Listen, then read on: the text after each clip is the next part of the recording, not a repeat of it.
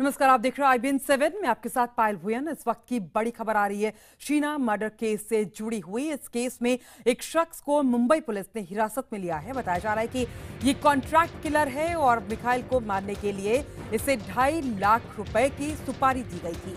आपको बता दें कि मिखाइल ने पुलिस को बताया था कि इंद्राणी और संजीव खन्ना ने उसे भी जान से मारने की कोशिश की थी और उसी के बाद पुलिस ने एक शख्स को यहां पर हिरासत में लिया है। और मुंबई से हमारे साथ सीधे जुड़ रहे हमारे संवाददाता विवेक गुप्ता। विवेक, पुलिस ने इसको कहां से पकड़ा है और क्या-क्या खुलासा किया है इसने अभी तक? पायल, देखिए, इस पूरे मामले में हर दिन नए खुलासे होते जा रहे हैं। हालांकि पुलिस ये जानकारी नहीं दे रही है कि ये जो चौथा शख्स है, जो कॉन्ट्रैक्ट किलर है, उसे कहां से हिरासत में लिया गया है। लेकिन पुलिस का ये दावा है कि चौथे शख्स को, जो कॉन्ट्रैक्ट किलर है, उसे हिरासत में लेकर पूछताछ की जा रही है कि आखिरकार उसे मिखेल को मारने की जिम्मेदारी किसने दी थी। ये पूरा कॉन्ट्रैक्ट तकरीबन 2.5 लाख रुपए का दिया गया है और पुलिस इस बात की जाँच कर रही है कि ये पूरा मामला जो कॉन्ट्रैक्ट किलिंग का है वो 2012 का है या फिर कॉन्ट्रैक्ट किलर खुद उसे गुवाहाटी में जाके मारना चाहता था। इस बात को लेकर पुलिस तफ्तीश कर रही है और माना जा रहा है कि जब आज पुलिस तीनों को कस्टडी के लिए बांद्रा कोर्ट लाएगी और कस्टडी में लेने के बाद वापस जब पुलिस स्टेशन ले जाएगी तो हो सकता है कॉन्ट्रैक्ट किलर को और इंद्राणी मुखर्जी, जो उस पूरे मामले में मुख्य आरोपी है, उनका आमना सामने कराएगी। आखिरकार ये डील कहाँ हुई थी, कितने पैसे देने थे और कितने पैसे एडवांस भी देते थे, ये कई सवाल हैं जो मुंबई पुलिस पूछना चाहती है इंद्राणी और कॉन्ट्रैक्ट किलर से। इसलिए कोशिश की जा रही है जब उन्हें कोर्ट में पेश किया जाएगा तो उनकी रिमांड लेने की कोशिश की जाएगी। बिल्कुल विवेक, आप हमारे साथ बने रहिए। उधर शीना मर्डर के तीनों आरोपियों इंद्राणी मुखर्जी, संजीव खन्ना और ड्राइवर श्याम राय को आज मुंबई के बांद्रा कोर्ट में पेश किया जाएगा। मुंबई पुलिस कोर्ट से जांच के लिए तीनों आरोपियों की रिमांड बढ़ाने की मांग करेगी। शीना मर्डर केस में आरोपियों से अब तक हुई करीब 30 घंटे की पूछताछ के बाद मुंबई पुलिस के सामने हत्या की वजह लगभग साफ हो गई है। सूत्रों के मुताबिक इंद्राणी मुखर्जी ने संपत्ति और अपने बच्चों के प्रति ईर्ष्या के कारण शीना को मार डाला और यही नहीं, वो अपने बेटे मिखाइल को भी मारने की तैयारी में थी। इंद्राणी को डर था कि वो समाज के सामने, खासकर अपने पति पीटर मुखर्जी के सामने बेनकाब हो रही है। इंद्राणी को इस बात का भी डर था कि अगर शीना की शादी पीटर के बेटे राहुल से हुई तो वो घर, जायदाद, दौलत की ताकत सब कुछ खो बैठेगी। पुलिस ने इस मामले में तीनों आरोपियों इंद्राणी मुखर्जी, उसके पूर्व पति संजीव खन्ना और ड्राइवर श्याम राय के खिलाफ IPC की धारा 307 यानी कि जान से मारने की कोशिश का भी आरोप लगाएगी।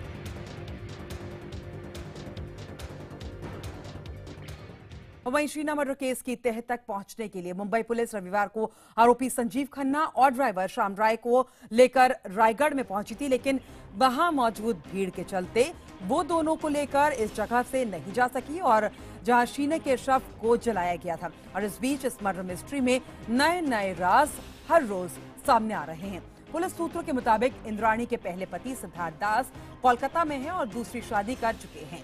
सिद्धार्थ दास की मां माया करीमगंज में रहती हैं और उन्होंने माना है कि शीना और मिखाइल दोनों ही सिद्धार्थ की संतान हैं।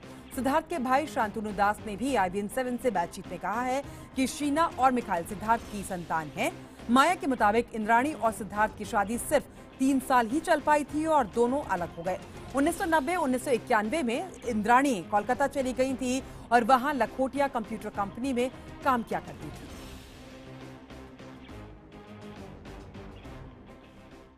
और कोलकाता में इंद्राणी के बारे में तरह तरह के किस्से भी उड़ रहे हैं। सूत्रों के मुताबिक कोलकाता में संजीव खन्ना से शादी के पहले भी उसका नाम कुछ लोगों के साथ जुड़ चुका था। सूत्रों के मुताबिक इंद्राणी कोलकाता के क्लब सर्कल में नॉर्थ बंगाल टी गार्डन के मालिक TP रे की मिस्ट्रेस के तौर पर जानी जाती थी। TP रे के साथ वो अक्सर Kolkata cricket and football club में नजर आया करती थी। TP रे को जानने वाले लोगों का कहना है कि शीना और मिखाइल का चेहरा उनसे काफी मिलता जुलता है और इसी क्लब में इंद्राणी पहली बार संजीव खन्ना से भी मिली थी और इसके बाद 1993 में इंद्राणी और संजीव खन्ना ने शादी की। 1997 में दोनों की बेटी विधि का जन्म हुआ। लोगों का कहना है कि इंद्राणी विधि को बहुत प्यार किया करती थी। विधि के जन्म के बाद संजीव और इंद्राणी के बीच तलाक भी हो गया। हालांकि विधि की कस्टडी को लेकर दोनों के बीच विवाद भी हुआ था। सूत्रों के मुताबिक इंद्राणी ने कहा कि विधि संजीव की बेटी नहीं है और अगर संजीव जिद करेगा तो वो DNA टेस्ट करा सकती है। और इसके बाद इंद्राणी कोलकाता से मुंबई चली गई।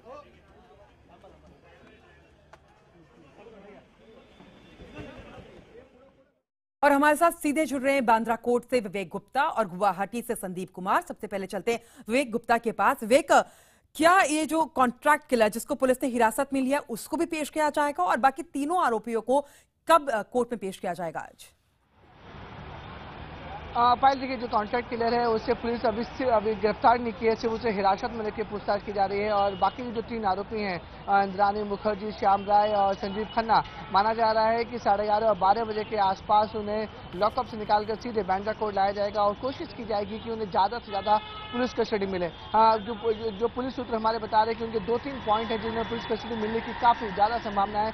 पहला पॉइंट ये है कि क्राइम सीन जो कल रिक्रिएट होना था वो भीड़ की वजह से नहीं हो पाया था, जिसकी वजह से पुलिस पूरी कोशिश करेगी कोर्ट में जज को ये समझाने के लिए कि पूरे क्राइम को जो रिक्रिएट करना बेहद ज़रूरी है। वो जानना चाहते हैं कि तीनों का रोल गाड़ी में क्या था, किस समय बॉडी को डंप की गई, कौन कहाँ बैठा था, इसके लिए वो पूरे सीन को क्राइम रिक्रिएट करना चाहते हैं, इसलिए वो पुलिस कस्टडी मांगना चाहते हैं। दूसरा पॉइंट ये है कि जो उन्होंने चौथे शख्स को हिरासत में लिया है उसका 1-on-1 वो इंद्राणी से कराना चाहते हैं ताकि आमने सामने बैठाकर पूछताछ हो सके कि आखिरकार जो कॉन्ट्रैक्ट किलिंग की जो बात आ रही है वो कब हुई थी और किस शहर में कॉन्ट्रैक्ट किलिंग को अंजाम देना था। तो ये कुछ इंपॉर्टेंट पॉइंट है जो मुंबई पुलिस कोर्ट में रख सकती है, उसी के बिना पर पुलिस कस्टडी मांग सकती है। बिल्कुल। साथ ही अब रुक करते हैं संदीप कुमार का, जो हमारे साथ इस वक्त गुवाहाटी से मौजूद है। संदीप, खबरें ये भी आ रही है कि इंद्राणी का पहला पति जो है वो सिद्धार्थ दास, वो गुवाहाटी पहुंच चुके हैं और वहां पर पुलिस उनसे पूछताछ कर सकती है। आपने इंद्राणी को जानने वाले लोगों से बातचीत भी की है, क्या कुछ आपको वहां से जानकारियां मिल रही हैं?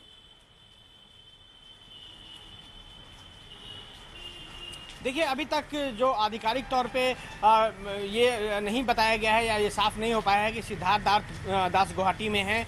हाँ, लेकिन पुलिस उनसे पूछताछ जरूर कर सकती है।